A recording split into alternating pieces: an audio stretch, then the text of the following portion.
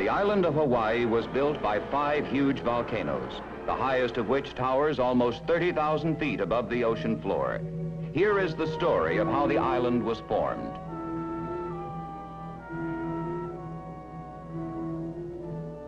Kilauea is currently the most active and probably the youngest of the volcanoes. Many of its eruptions occur in its summit caldera, 4,000 feet above sea level. This eruption started in Kilauea Iki, a pit crater separated from the summit caldera by a narrow ledge. This is a hypothetical cross-section of Kilauea, showing what geologists have learned about its structure. It consists of a great pile of lava flows built upon the ocean floor. Molten magma, which becomes the lava of the eruption, originates about 35 miles below the Pacific Ocean and gradually moves upward into the crust of the Earth to accumulate within the volcanic pile beneath the summit caldera.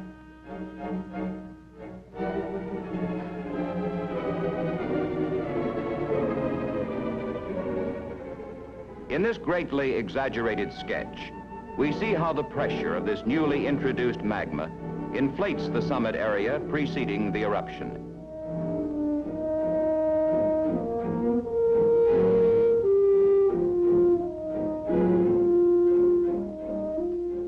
Magma breaks through first as a summit eruption in mid-November 1959, making a lava lake in the mile-long crater of Kilauea Iki.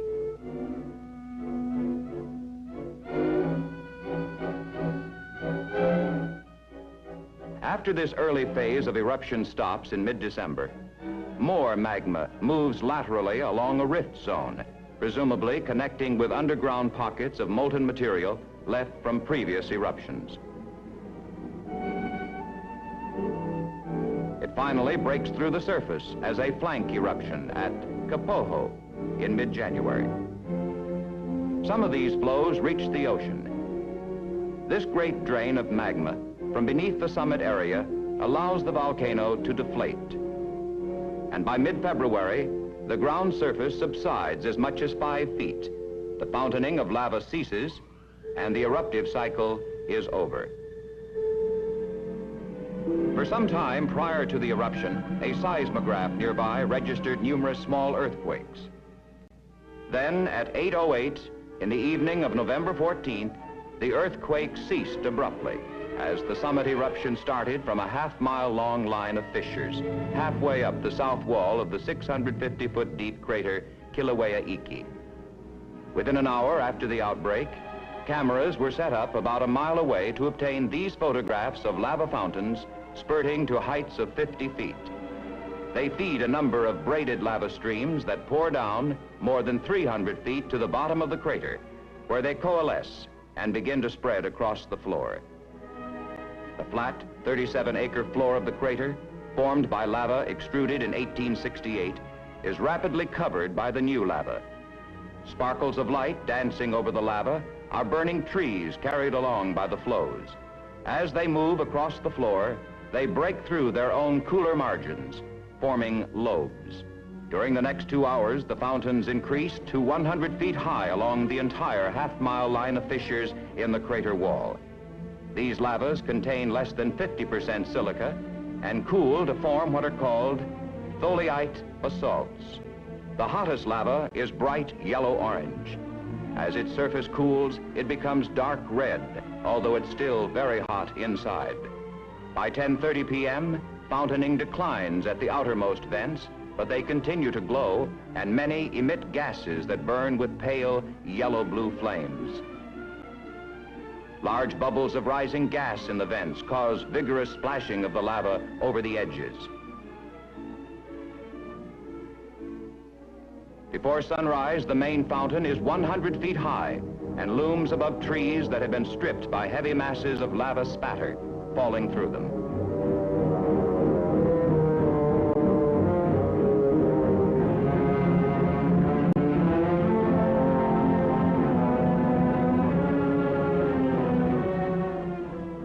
At sunrise, only 2 fountains remain.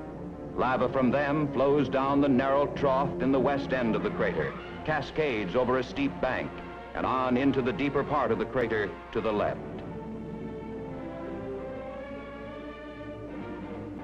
the main fountain builds itself a small spatter rampart.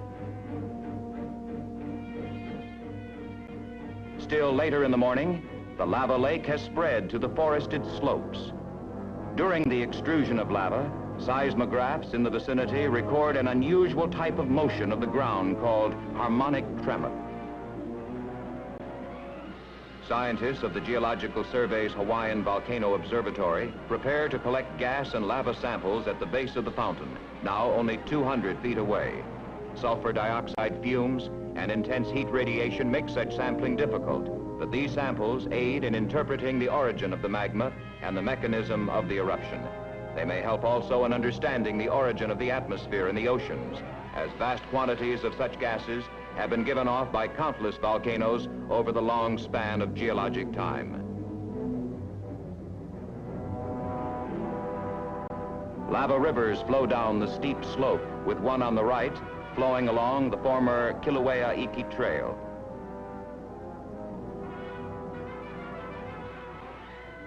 Through the second day, more and more lava pours from the one remaining fountain.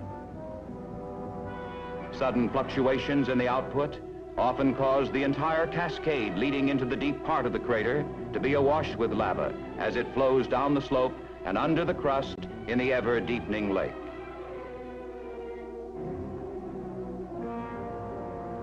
On a fairly steep slope, the lava forms vigorous rapids over irregularities in the channel, breaking apart floating pieces of cooler crust. Although flowing like water, this lava actually is a highly viscous fluid.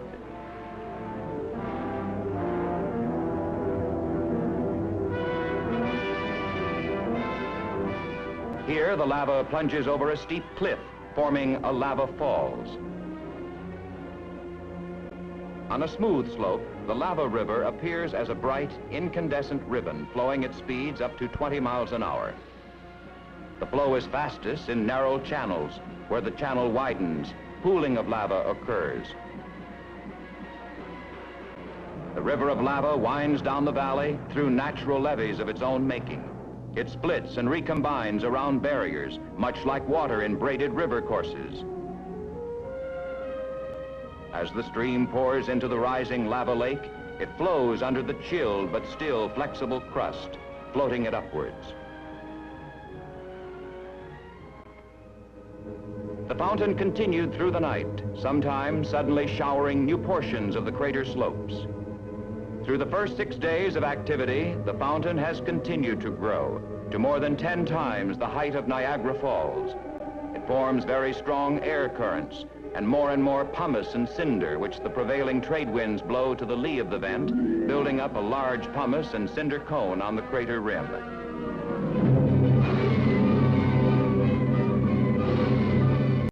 By the end of the eruption, the top of this cone will be 400 feet above the level of the vent.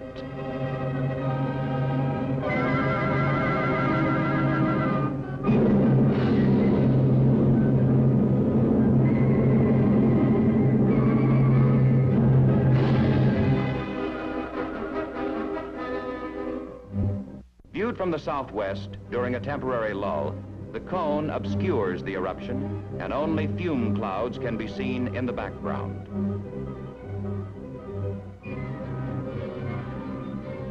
Seen from the air at late sunset, the massive orange 800-foot fountain sends hundreds of thousands of cubic yards of lava per hour into the rapidly filling lake. Here, just prior to the end of the first phase of the Kilauea Iki eruption, the fountain shoots 1,000 feet above the surface of the lake.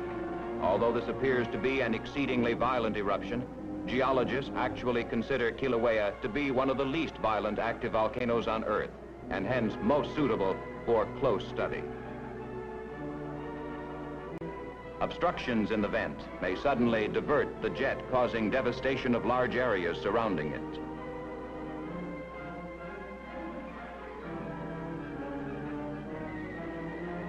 The week-long first phase ended abruptly when the level of the lava in the lake reached the vent, and about 40 million cubic yards of lava filled the 140-acre lake to a depth of 335 feet. Following a 4-day period of quiet, fountaining resumed from a slightly higher elevation in the former vent area. Some of the 16 subsequent eruptive phases, which ranged in duration from 2 to 32 hours, started very abruptly. The fountain in this phase rose from 0 to 700 feet in a few seconds.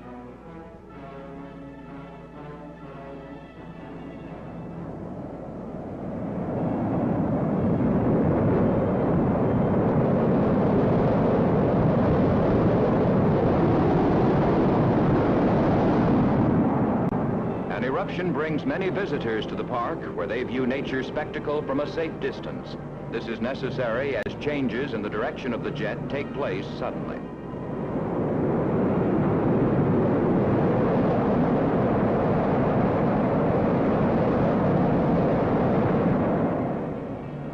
Here, the lake has covered the vent, and cooler material is carried as high as 1,200 feet. Many of the 17 phases of this eruption started with a massive bubbling in the lake over the vent. This spasmodic, geyser-like sequence of eruptions, separated by periods of quiescence and backflow, had never before been observed in Hawaii. After massive boiling and bubbling in the vent area, the activity would gradually increase to form a strong fountain playing hour after hour. Although this appears to be shown here in slow motion, it is not. The lava is actually falling hundreds of feet directly into the fluid lava lake at the base of the fountain. This fallout and disturbances at the vent form waves that spread out over the lake surface. Thin jets of lava rise up 30 feet above the surface as heavy fluid masses of spatter the size of bathtubs hit the lake.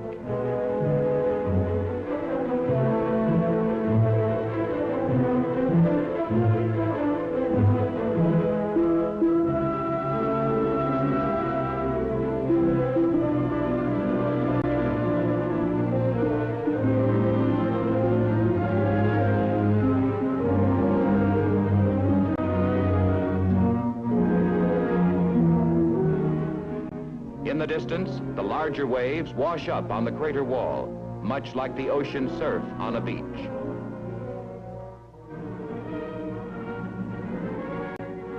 A brilliant 500-foot fountain with temperatures up to 1,200 degrees centigrade reflects from the glassy surface of the 400-foot deep lake.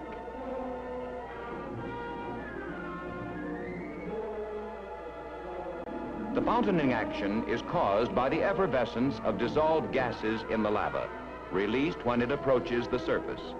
This fountain is spurting from 1 to 2 million cubic yards of lava per hour.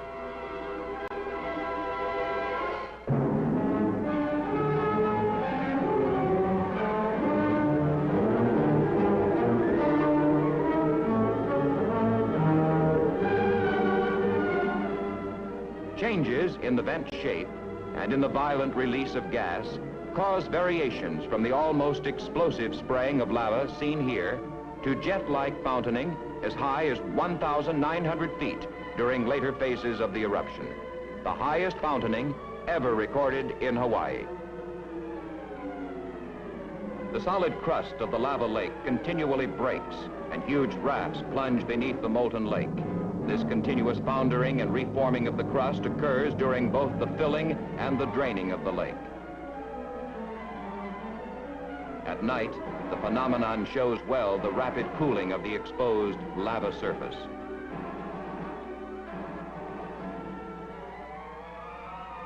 At the edges of the lake, trees and forest litter were often buried by lava.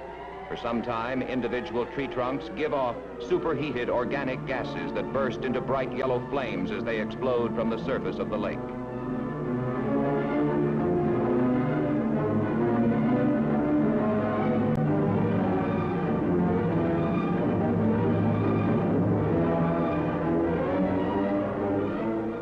The more violent fountaining rapidly builds up the cinder cone behind the vent.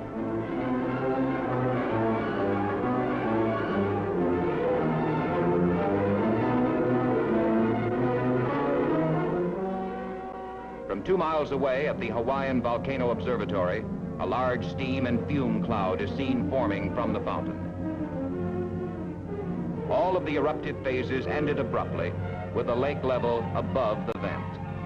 Here the fountain has just died and an avalanche of hot cinder tumbles down the face of the cone into the lake. After each fountaining phase, some of the lava lake drains back down the vent. Often the rate of backflow reaches 2 million cubic yards per hour, or more than twice the average rate of extrusion. The returning stream of lava forms a slowly moving whirlpool, perhaps 50 feet across, directly over the vent. As much as 10 million cubic yards of lava will go down the vent after each eruptive phase.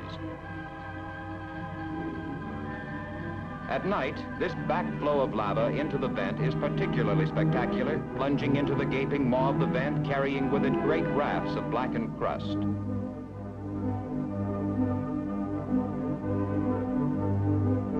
Large slides tumble down the face of the pumice cone, exposing its incandescent interior. These too are carried down by the lava, flowing back into the vent, presumably to be melted again. Immediately after the eruption ceased on December 19th, a yellowish-white cap was formed by acid gases from the hot interior. The tremendous fountains produced great quantities of pumice that fell in a blanket extending many miles downwind. Only a lonely, rather macabre road sign and the stark skeletons of trees remain in the devastated area behind the cone. The lava lake will take many years to cool. Although nearly 50 million cubic yards of lava lay in this lake, the summit of Kilauea continued to swell until early January 1960, when magma evidently moved into the east rift zone of the volcano as earthquakes began to emanate from an area about 24 miles east of the summit. The precise location was determined by means of this portable truck-mounted seismograph.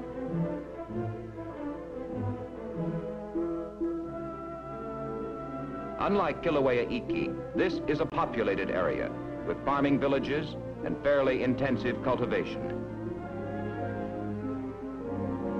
By January 13, the earthquake activity shifted further east along the rift zone, and a half-mile wide strip of land through the village of Kapoho slowly began to subside. The village was quickly evacuated, and by mid-afternoon, the maximum subsidence of the strip or graben was about 4 feet. Here, the fault scarp along the south side of the graben can be seen extending through the village.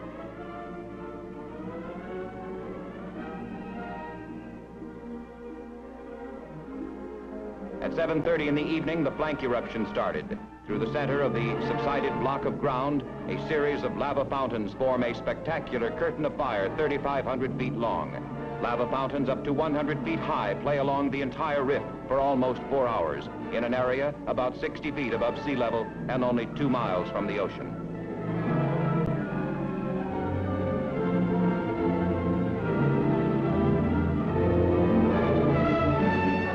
A rather fluid lava flow advances rapidly through a sugarcane field north of the village. As the flow moves forward, pieces of the cool crust break and slide down the front to be overridden by the fluid interior.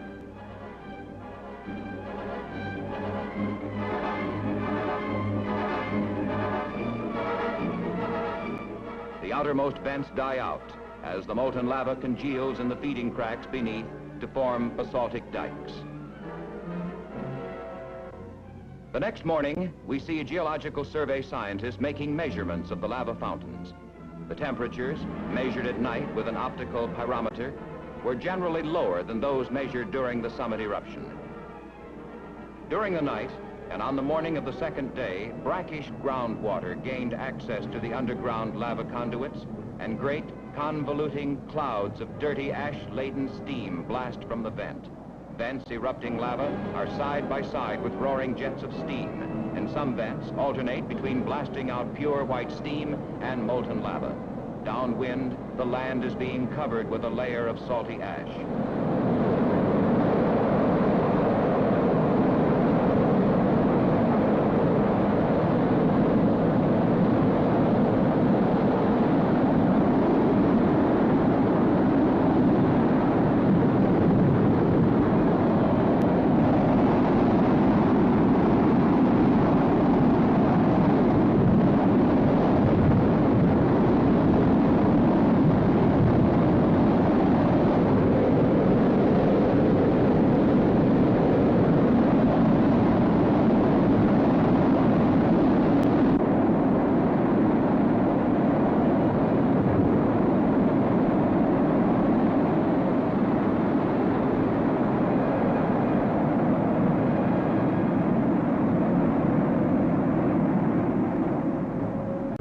From the air, the steam blasts present a spectacular display. The river of lava, here 300 feet wide, pours from the erupting vents and slowly flows down the Graben toward the ocean 2 miles away.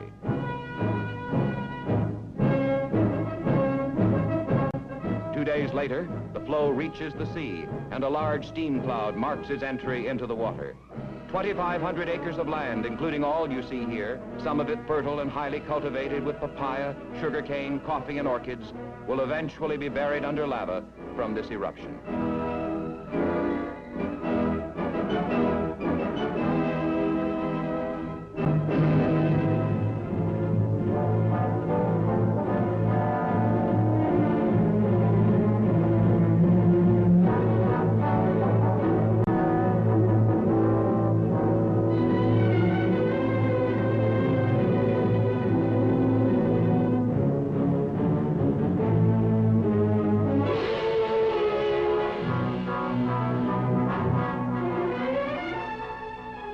A curtain of steam hides the massive flow front as it pours into the ocean.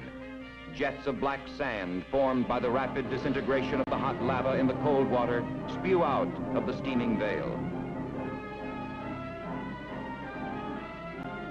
Fragments of lava continually roll off the front of this blocky or lava flow as it builds up new land into the sea. Minor explosions send small projectiles into the air.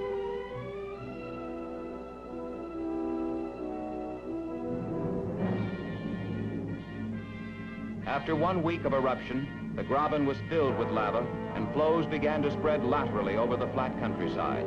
Here, an flow advances through a scrubby forest growth. These blocky flows are of the same chemical composition as the smooth or ropey surfaced Pohoihoi flows, but differ from them in that they're more viscous and form a very slow-moving pasty mass. When cool, much of this flow will consist of clinkery rubble rather than solid rock. This 15-foot flow pushes relentlessly through a papaya grove on the immediate outskirts of the village of Kapoho. The fountaining vent is in the background.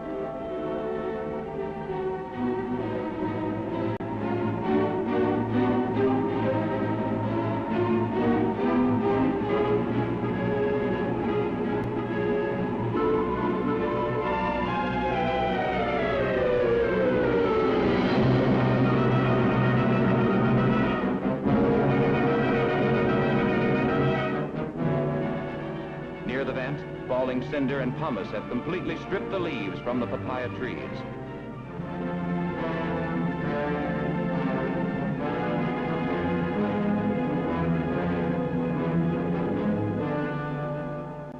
The schoolhouse and other buildings in the village of Kapoho are slowly consumed by lava.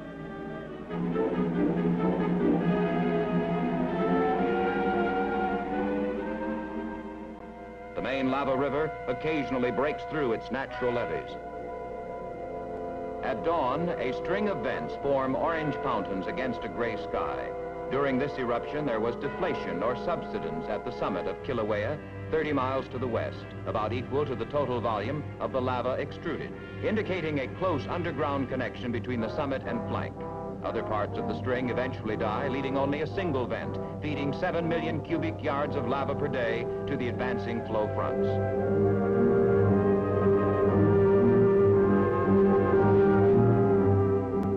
Many visitors viewed this early stage of the eruption. Later stages were even more dramatic, where a single huge fountain over 3 times the height of the Washington Monument played hour after hour.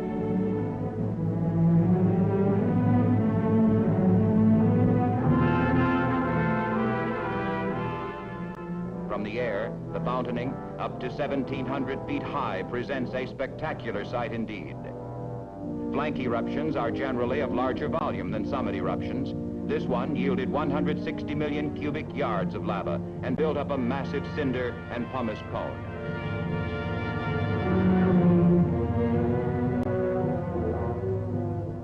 By February 8, only a gas-charged cinder jet roars from the dying vent.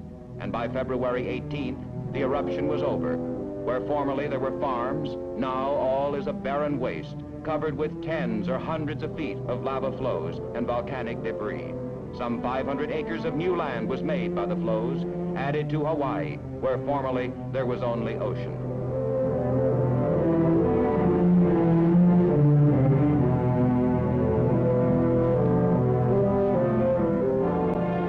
But the barren land is not lost. In a few hundred years, the rough lava flows will be covered with vegetation. And here, only 1 year after the eruption, we see a grove of weed-like papaya trees, planted as seeds 10 months ago in the new pumice. The island recovers quickly, for here in the seemingly barren expanse of black pumice that fell just 1 year before, we see row upon row of cultivated orchids. Thus has the island been built up from a countless series of volcanic eruptions over tens of millions of years.